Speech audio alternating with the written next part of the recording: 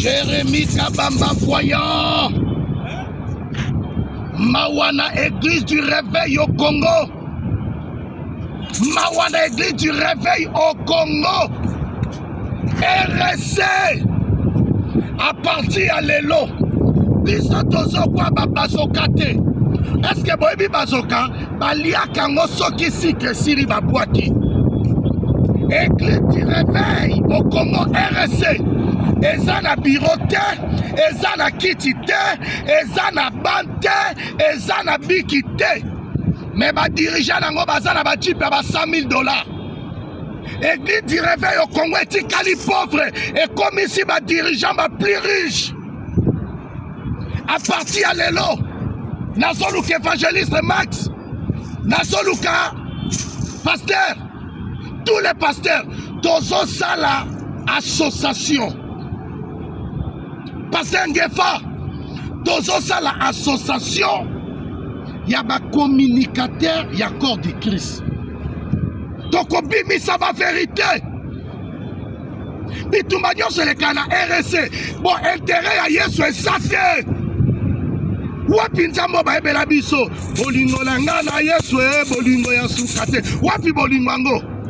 Wapi nzambo bote ya biso Yesu mwana nzambe bomoi nzela aza wapi?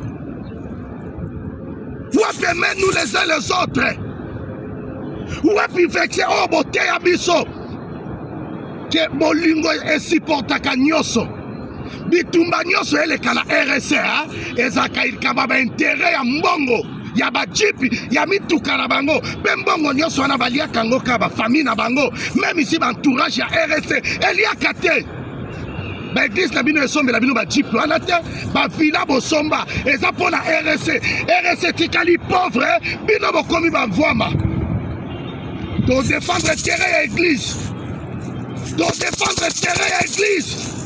Boti kobenga nga voyo kokufa voya bakoboma yo oboma nga bino nde bobota ngai. Ava boboma nga botuna nzambe abomoi. Trop c'est trop. Mawa pona RSC.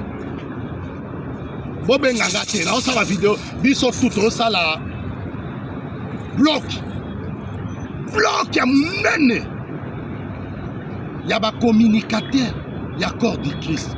Tout bando bimisa ba vérité, to bando leka partout. Papa azaka motema munene.